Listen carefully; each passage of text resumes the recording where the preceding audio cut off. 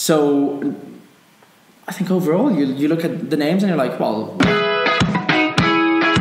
Hello everybody, welcome to another FIF TV video. It's me, Dov. He is Vieri Capretta. Ciao everybody. We're back to answer some Serie A and Italian football questions because we've got an Italy question this week. So let's get stuck into it.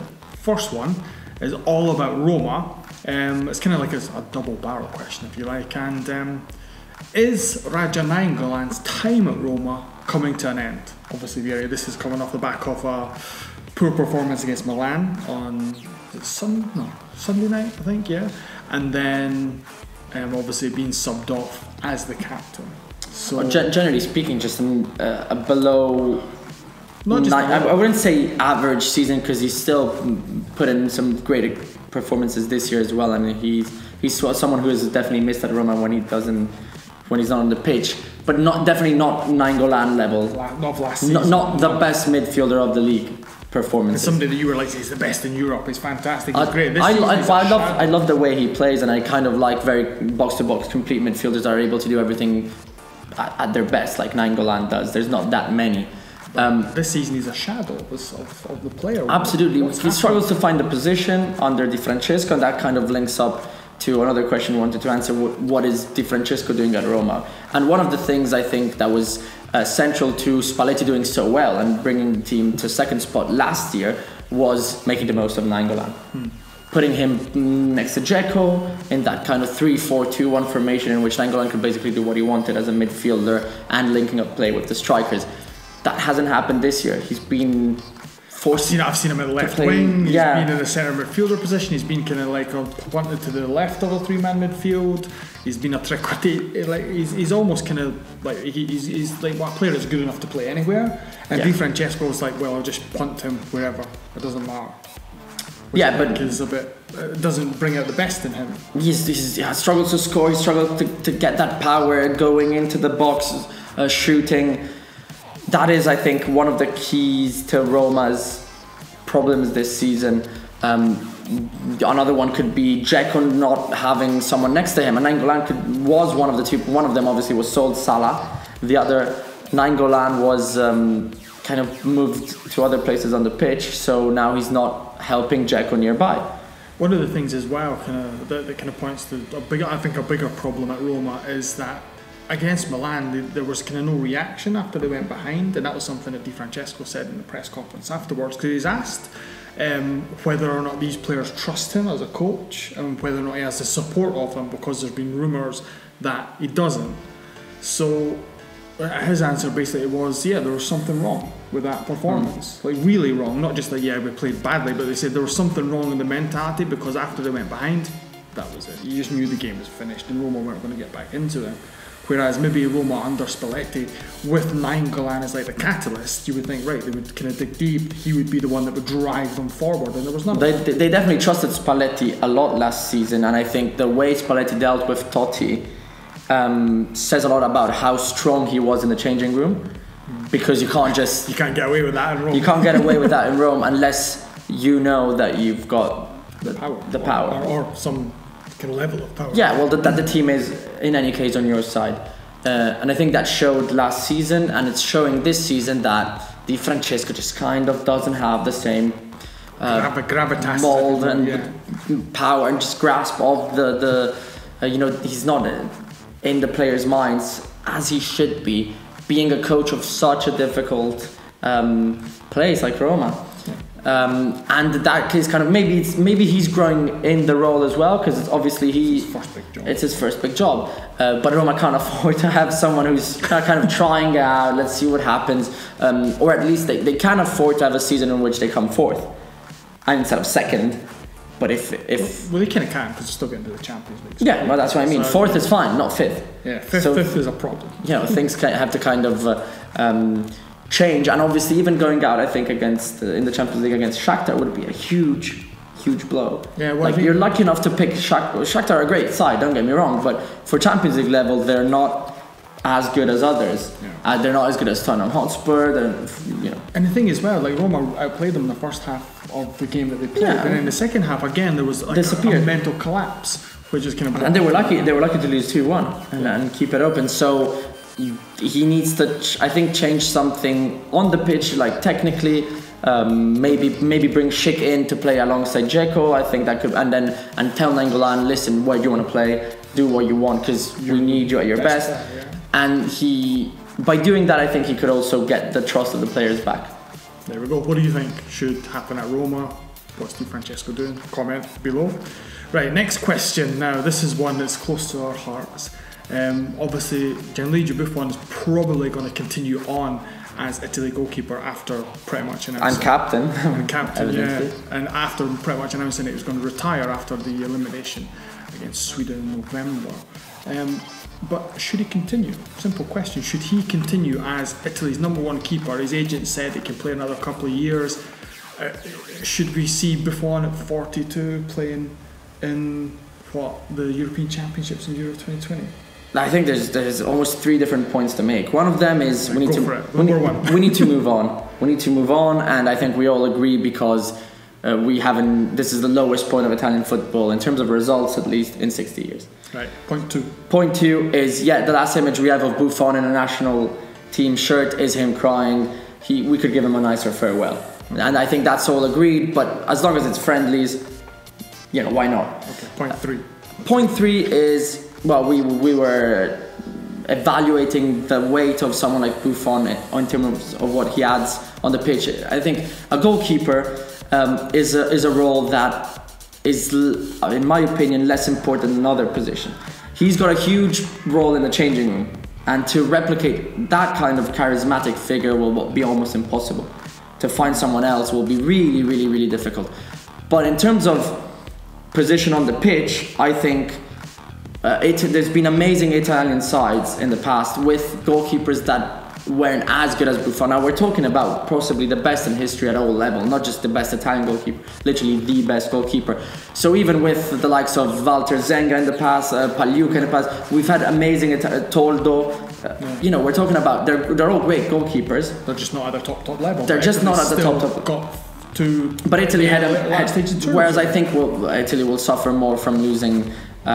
Defenders like Barzagli and Chiellini, because if you start losing the kind of look at Pirlo, it makes such a difference to have a midfielder like that in a team like we were saying earlier. How many shots do Italy concede per game? Not that many. So you're not going to have that much to do. So you can chuck Sorrentino in there. It'd be great. I mean, I don't think it should be fine. From a technical point of view it makes that much of a difference. From a charisma point of view, of course, Buffon is huge, and that ties into what kind of farewell do you want to give to that such a. Well, the thing is, I can agree with you. I think a proper friendly for Buffon to say farewell. Would be a nice gesture. Yeah, I remember the goodbye to Baggio, for example. That was like a proper friendly organised for him, and he had left the national team 4 years earlier. Then he said goodbye to football, and he played one last game for Italy. That kind of thing, I think. Buffon deserves for what he's done. But I think the kind of broader point is that if you look at the team that they think is going to be called up by Di Biagio, it's essentially the same team apart from De Rossi and Barzagli that played against Sweden. And after the game against Sweden, everybody said Italy needs to change. We need to sort this out. Not just the players, the whole structure. I think that's a much bigger issue than just Buffon. One player, the goalkeeper, okay, but. We need new defenders, we need new midfielders, new strikers. And give them a chance. Yeah, what I think as well, you need to the players, the younger players coming through, the Di Biagio's coach, for example, on the 21 level, guys in Serie A who are playing fantastically well now, who are not getting chances. Have 2 or 3 friends. They've got a friend against Argentina, England. Just try them out. See what happens. It doesn't matter. Italy have got nothing to play for until September. Until the UEFA Nations stupid cup thing happens. So try it out until then. Right, next up, is Ciro Immobile the best striker in Serie A right now? Simple question, Vieri. He's got 23 goals, 8 assists this season, smashing it. Absolute machine. Yeah, I think yes. For Lazio at least. He's not going to be the best striker for Milan, is he? No, obviously, but for this, I think he's found his kind of like right atmosphere, the right team for him, like a big team but not a massive team.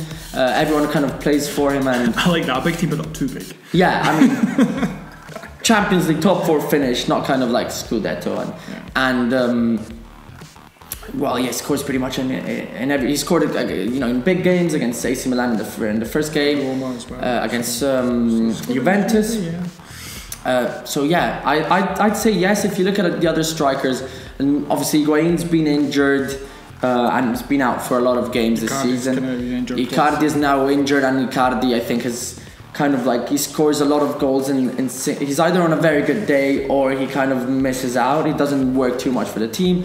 Dzeko's having a very bad season. We can all agree on that. Mertens has also had a moment in a couple of months in which he wasn't scoring. I think he went 9 games without scoring, something like that.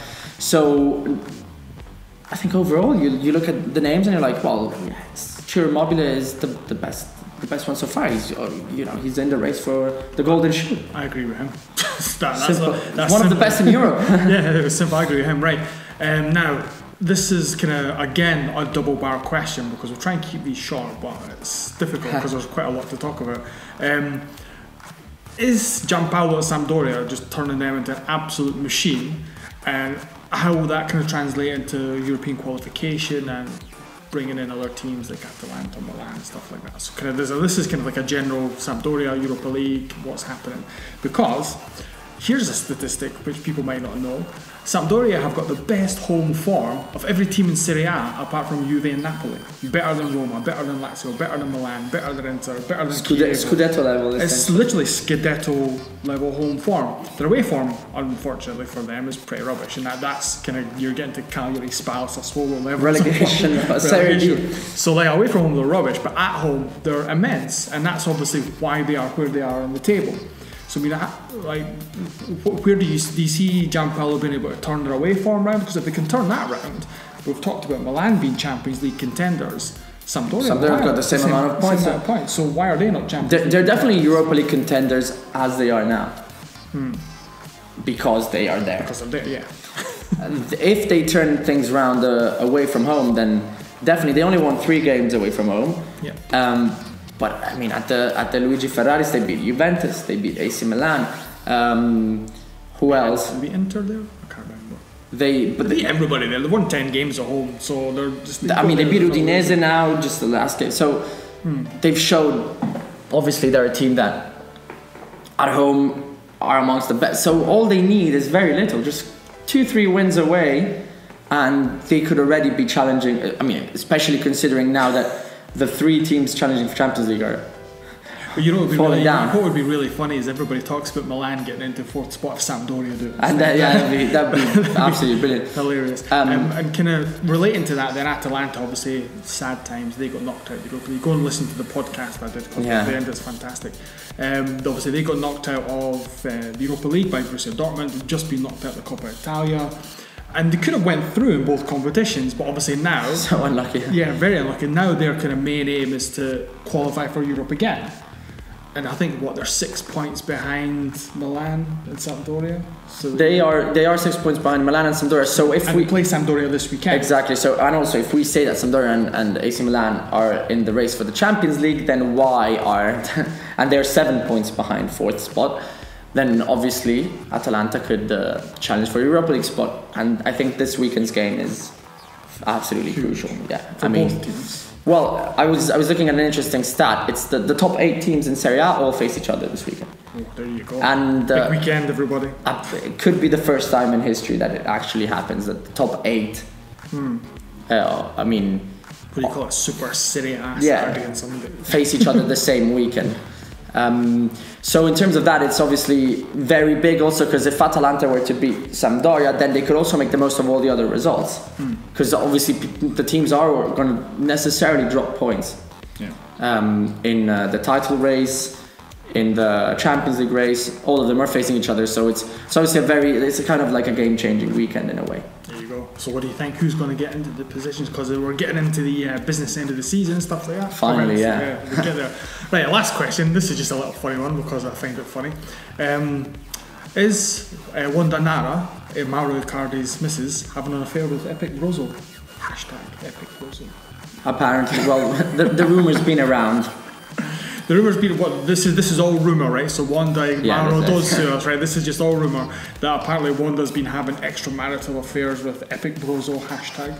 Icardi's obviously found out that Icardi beat up Brozovic and then Perisic beat up Icardi. There's a WhatsApp message going about it. This is the story in a nutshell, and apparently the dressing room's divided, and Icardi will definitely leave Inter at the end of the season. They're getting divorced, and hashtag Team Maxi Lopez is sitting in the background going It seems like one of those rumours to kind of kill the dressing room at Inter. Be it true or not true, obviously impossible to tell, but gossip. It's just gossip. I don't think that should be used as an excuse for Inter's form on the pitch. I mean, that's well, for sure. Brozovic did get very much booed by the Inter fans. I think it was a couple of weeks ago. That's because he didn't play very well. Maybe it wasn't though, Vieri. Maybe it wasn't. Maybe they all know and they're like, haha, we hate Epic Brozo. I mean, they've got more than one reason to hate him if that's the case, because obviously he isn't performing, and Icardi's been missed. He's not there, so we don't know if it's affecting his head or anything like that. But if it is true, then obviously that'll lead to interesting problems in a transfer to Real Madrid in the summer for Mauro Icardi, right? And last one, quickly, Vieri, why on earth did you not put Romagnoli in your team of the week? Well, I tried to explain this on Twitter, but I mean, we've decided that the team of the week will have 3 defenders. And I personally don't like putting a lot of players from the same team in the team of the week. I think the maximum agreed on by regulation is 3 anyway. And even less so in the individual positions. So even if I put 3 AC Milan players, for example, hypothesis, I don't want to put 3 AC Milan defenders. So the decision eventually boiled down to, I was going to always include Biraghi because he scored an amazing goal and a decisive one. I was going to include Ranocchio because he was the best out of Inter, and Inter got a very important win, yes, against Benevento, but they did get the victory. And then it boiled down to either Romagnoli, who's the best defender for AC Milan, and Calabria, who did have a great game at Roma and scored a lovely goal. And in the end, I picked Calabria. And everybody I hope that explains it. And everybody went crazy. So there you go, right? Thank you, Vieri. We've got it. You're welcome. Right, you know what to do by now. You've seen enough of these videos. Subscribe and all that rubbish. Do what you need to do. Let us know your opinion on these answers, of course. Please. And we will be back very soon because there's a big game coming up this week. There's hundreds apparently, but there's an even bigger one in Milan. And we'll be back for more of that later on. So there's nothing else left for me to say apart from arrivederci. Ciao.